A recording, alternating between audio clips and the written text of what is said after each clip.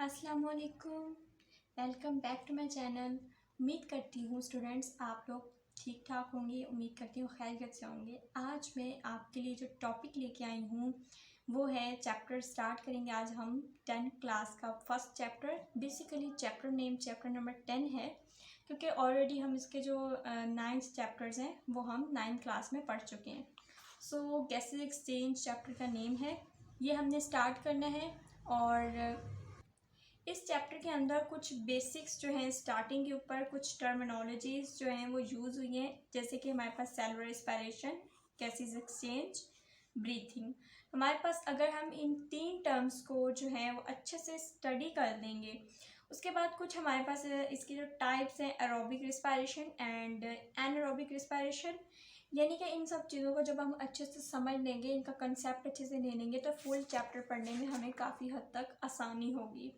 कुछ स्टूडेंट्स जो हैं इनके अंदर इन टर्म्स के से बहुत ज़्यादा कंफ्यूज रहते हैं, तो उम्मीद करती हूँ आज की वीडियो को देखने के बाद आपकी तमाम कन्फ्यूजन्स जो हैं वो दूर हो जाएंगी। तो स्टार्ट करते हैं। तो सबसे पहले जो हम इसमें डिस्कस करेंगे सेलुलर रिस्पायरेशन हमने डिस्कस करना है कि सेलुलर रिस्पायरेशन क्या होती है। उसके बाद इसकी टाइप्स हमने डिस्कस करनी है। उसके बाद ब्रीथिंग एंड सेलुलर रिस्पायरेशन में हमने डिफरेंस जो है वो करना है, और ये इंपॉर्टेंट शॉर्ट क्वेश्चंस है for the paper point of view. अगर आप पेपर पॉइंट ऑफ व्यू में देखें तो इंपॉर्टेंट शॉर्ट क्वेश्चन है आ जाता है। उसके बाद गैसेज एक्सचेंज की वो डेफिनेशंस आपसे पूछते हैं कि क्या है, और ब्रीथिंग की डेफिनेशन या इन दोनों का भी आपसे डिफरेंस पूछ सकते हैं, इम्पॉर्टेंट है। अगर इन दोनों की डेफिनेशंस में कंफ्यूज हो जाते हैं स्टूडेंट्स, आपने बिल्कुल कंफ्यूज नहीं होना, थोड़ा सा बस इनके अंदर डिफरेंस है, इंशाल्लाह ताला आपको क्लियर हो जाएगा। तो स्टार्ट करते हैं। सबसे पहले मैं आपको बताती हूँ कि सेलुलर रिस्पायरेशन क्या होता है। ठीक है,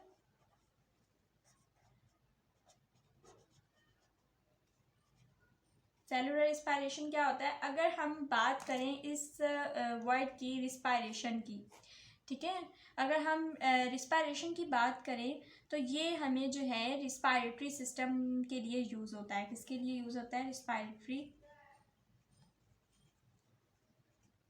सिस्टम के लिए, ठीक है। लेकिन अगर सिर्फ रिस्पायरेशन वर्ड की बात करें तो ये किसके लिए यूज़ होता है? रिस्पायरेटरी सिस्टम के लिए। अगर इसके साथ सेलुलर लग जाएगा, ठीक है, सेलुलर लग जाएगा, इसका मतलब ये नहीं है फिर कि ये रिस्पायरेटरी सिस्टम, इसके साथ ये भी है कि सेल का जो रिस्पायरेशन है उसकी बात हो रही है, सेल का रिस्पायरेशन इन प्लांट्स, ठीक है, इसकी बात हो रही है अब सेलुलर रिस्पायरेशन की। तो अगर हम इसकी फुल डेफिनेशन की बात करें कि इसकी डेफिनेशन क्या है, तो इसके अंदर जो CH बॉन्ड होता है, ठीक है, ये देख रहे हैं आप CH बॉन्ड, तो CH बॉन्ड की ब्रेक डाउनिंग होती है इसके अंदर। ऐसा प्रोसेस जिसके अंदर CH बॉन्ड की ब्रेक डाउन होती है बाय किसके थ्रू होती है? ऑक्सीडेशन रिडक्शन रिएक्शन के थ्रू होती है। और इस ओवरऑल इन दोनों को मिलाकर हम क्या कहते हैं? हमारे पास क्या है? रिडॉक्स रिएक्शन है। ओके, अब हमने इतना भी पढ़ा कि हम CH बॉन्ड की ब्रेक डाउनिंग होती है, किसके थ्रू होती है? ऑक्सीडेशन रिडक्शन के थ्रू होती है, और इस ओवरऑल को हम क्या कहते हैं? रिडॉक्स रिएक्शन कहते हैं, ठीक है। ऐसा प्रोसेस सेलुलर रिस्पायरेशन, ऐसा प्रोसेस जिसके अंदर क्या होती है? CH बॉन्ड की ब्रेक डाउनिंग होती है through oxidation reduction and it is also called the redox reaction. इतनी बात आपको समझ आ गई। अब हमने ये देखना है कि जो हमारे पास जो CH बॉन्ड है वो किधर से हमारी बॉडी के अंदर आता है। तो सो सिंपल, ये हमारे पास कहाँ से आता है? फूड जो कि हम इनटेक करते हैं, खुराक जो हम मतलब खाते हैं, उसके अंदर CH बॉन्ड हमारी बॉडी में प्रेजेंस होता है उसकी वजह से, ठीक है। इन द फॉर्म ऑफ किसमें? Organic in nature, in the form of organic in nature. ये भी आपने बात लाजमी याद रखनी है कि ऑर्गेनिक इन नेचर होता है। थोड़ा सा मैं बुक सही कर लेती हूँ, आपको अगर सही नज़र नहीं आ रहा तो ये देखें, सही है, इतना आपको समझ आ गया। अब यहाँ पर पहले हमने डिस्कस किया कि सेलुलर रिस्पायरेशन प्रोसेस कौन सा है, ठीक है, और इसको हम क्या कहते हैं। और ये फिर हमने डिस्कस किया कि इसके अंदर तो सेलुलर रिस्पायरेशन के अंदर CH बॉन्ड की ब्रेक डाउनिंग होती है। फिर हमने डिस्कस किया कि CH बॉन्ड कहाँ से आते हैं? जी, फूड के थ्रू हमारी बॉडी के अंदर एंटर होते हैं। उसके बाद अब हमने यहाँ पर ये देखना है कि CH बॉन्ड जब ब्रेक डाउन होता है तब इसके अंदर क्या जो है एनर्जी रिलीज होती है, वो एनर्जी किसकी फॉर्म में होती है। ठीक है, क्वेश्चन यहाँ पर बहुत ही बेस्ट ये बनता है कि जो हमारे पास एनर्जी रिलीज होती है वो किस फॉर्म में होती है। तो जो हमारे पास यहाँ पर एनर्जी रिलीज होगी वो पोटेंशियल एनर्जी रिलीज होगी। ठीक है, और जब वो पोटेंशियल एनर्जी रिलीज होगी तो वो ट्रांसफ़र किस में हो जाएगी, एटीपी में ट्रांसफ़र हो जाएगी। ये बात आपने लाजमी याद रखनी है कि जब CH बॉन्ड ब्रेक होता है तो वो रिलीज करता है energy in the form of potential energy और देन वो ट्रांसफ़र किस में कर देता है, ATP में कर देता है। ओके, अब यहाँ पर ये जो ओवरऑल हमारे पास प्रोसेस हो रहा है, जो ओवरऑल हमारे पास रिएक्शंस हो रहा है, ये किसके अंदर हो रहा है, all process is present in cell. तो ये आपको समझ आ गई कि तमाम जितना भी हमारे पास सेलुलर रेस्पिरेशन का, क्योंकि सेलुलर वर्ड लगा है इस वजह से तमाम जितना भी हमारे पास प्रोसेस हुआ वो किसके अंदर हुआ, इनसाइड द सेल हुआ है, इसलिए हमने इसको called the cellular respiration. Next हमारे पास इसके कुछ टाइप्स आ जाती हैं और ये हमने 9th क्लास के अंदर भी डिस्कस की हुई हैं कि भाई टाइप्स इसकी कौन सी हैं सेलुलर रेस्पिरेशन की।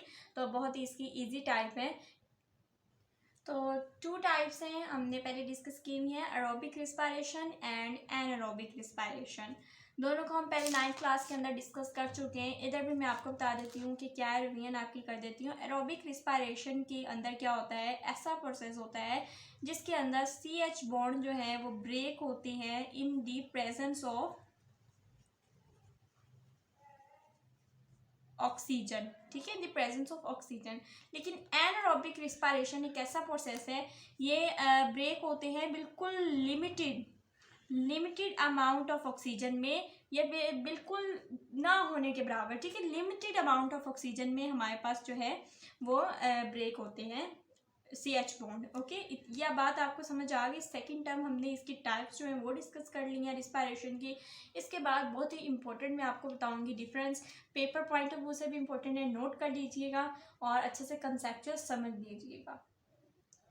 तो ये टर्म मैं आपको समझा देती हूँ, difference between breathing and cellular respiration, जो है काफ़ी ज़्यादा इंपॉर्टेंट क्वेश्चन है, आपने लाजमी ये करना है। अच्छा, हमारे पास ब्रीथिंग क्या होती है, सबसे पहले हमने देखना है कि ब्रीथिंग, व्हाट इज़ ब्रीथिंग। तो बहुत ज़्यादा स्टूडेंट्स इसके अंदर कंफ्यूज हो जाते हैं कि हमारे पास ब्रीथिंग टर्म क्या है, इसकी एक्चुअल में डेफिनेशन क्या होनी चाहिए। बहुत सिंपल है, आप एक बार देखें। Basically it is physical phenomena. अभी क्यों फिज़िकल फिनोमिना है, जैसे कि ब्रीथिंग के अंदर हम क्या करते हैं, एक मतलब प्रोसेस है, ऐसा प्रोसेस मतलब यहाँ पर देखें हम क्या करते हैं, टेक इन क्या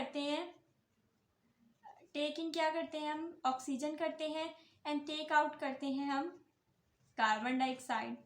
ठीक है, just it is a process.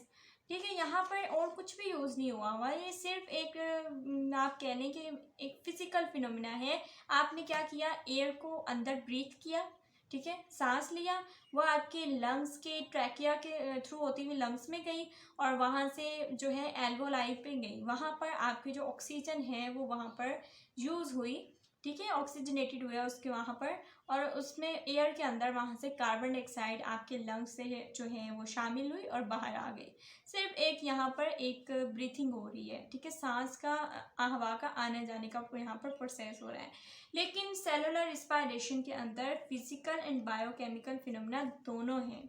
ठीक है, ये आप बात अच्छे से समझ लें। वो कैसे, वो भी मैं आपको बताती हूँ। जैसे अच्छा, अब जैसे हमारे पास ये फिजिकल फिनोमिना तो है ही, क्योंकि हमारे पास इसके अंदर भी ऑक्सीजन जा रही है और कार्बन डाइऑक्साइड बाहर आ रही है। किसके अंदर, सेल के अंदर की मैं बात कर रही हूँ कि इसके अंदर भी ऑक्सीजन जाती है और बाहर आती है। लेकिन इसका हमने बायोकेमिकल फिनोमिना क्यों कहा है, इसके साथ ये मतलब जो है दोनों फिनोमिना रखता है। बायोकेमिकल क्यों रखता है, क्योंकि इसको ये ऑक्सीजन को जो है अपने अंदर इसकी ज़रूरत होती है तो इसको यूज़ करता है। ठीक है, इन्वायरमेंट से लेने के बाद ऑक्सीजन को अपने अंदर यूज़ करता है, कार्बन डाइऑक्साइड प्रोड्यूस करता है, वहाँ से उसको रिमूव करके बाहर करता है। तो किसके अंदर ये टोटली जो है प्रोसेस किसके अंदर हो रहा है, सेल के अंदर हो रहा है। और सेल हमारे पास क्या है, एक लिविंग थिंग है। लिविंग थिंग तो फिर हमारे पास ये बायोकेमिकल प्रोसेस होगा, ठीक है, जस्ट बायोकेमिकल प्रोसेस। और इधर फिजिकल के साथ जस्ट अ केमिकल प्रोसेस, यानी यहाँ पर टेकिंग एंड आउट जो है वो हो रहा है। आपने इसको बस टर्म्स को इतना समझना है और गौर से आपने इसका जो है वो डिफरेंस जो है वो कर लेना है। और इसके बाद में अगर आपको बताऊं कि gases exchange, what is the gases exchange term हमारे पास आ जाती है, जो कि इस चैप्टर के रिलेटेड है। चैप्टर का नेम ही ये है, गैसेस एक्सचेंज क्या है जी, इसकी डेफिनेशन आ सकती है। तो अच्छा, बुक के अंदर इन्होंने हमें सिर्फ गैसेस एक्सचेंज ऑफ एनिमल्स जो है इन डिटेल बताई हुई है, लेकिन प्लांट के अंदर गैसेस एक्सचेंज कैसे होती है कोई उन्होंने बताया हुआ नहीं है, क्योंकि एनिमल्स के अंदर एक स्पेशल ऑर्गन होता है जिसके थ्रू गैसेस एक्सचेंज होती है। प्लांट के अंदर इन बेचारों के पास ऐसा कोई मतलब से स्पेशल ऑर्गन नहीं होता जिससे वो गैसेस एक्सचेंज करते हैं। सो हम ये इन डिटेल करेंगे कि वो किस तरह से अपनी गैसेस एक्सचेंज करते हैं, किस तरह से अपना जो वेस्ट मतलब मटेरियल है। अब हमारे पास जो कार्बन डाइऑक्साइड ह्यूमंस के पास वेस्ट ही होता है जो वो गैसेस एक्सचेंज के थ्रू अपना जो है वो बाहर करते हैं सांस के ब्रीथिंग के थ्रू। तो प्लांट्स के अंदर ये सब कैसे होता है, उनका वेस्ट किस तरह से रिमूव होता है, ये सब हम नेक्स्ट टॉपिक में करेंगे, गैस एक्सचेंज इन प्लांट। लेकिन मैं आपको इसमें टर्म बता देती हूँ कि इसमें हमने क्या पढ़ना है गैस एक्सचेंज का, ठीक है। यहाँ पर हमारे पास है इसकी सिंपल सी डेफिनेशन आप देख लें, taking in oxygen and giving out carbon dioxide is called gases exchange. बहुत सिंपल डेफिनेशन है कि एक यानी कि एक गैस का अंदर जाना दूसरी का बाहर आना, और इसमें हमारे पास क्या हो जाएगा गैसेस एक्सचेंज। अब कौन सी अंदर जाती है जी, ह्यूमंस के अंदर जो एनिमल्स का प्रोसेस इन्होंने बुक के अंदर बताया है, तो एनिमल्स के अंदर ऑक्सीजन अंदर जाती है और कार्बन डाइऑक्साइड बाहर आती है। इसके बाद अगर मैं आपको जो है सेकेंड टर्म बताऊँ तो वो हमारे पास ब्रीथिंग है, जिसको हम पहले डिस्कस कर चुके हैं, लेकिन मैं अगर आपको इसकी डेफिनेशन बता देती हूँ साथ ही कि वो क्या होगी, ठीक है। टेक इन एयर, ये आप उधर डिफरेंस के अंदर लिख लीजिएगा, take in air to get oxygen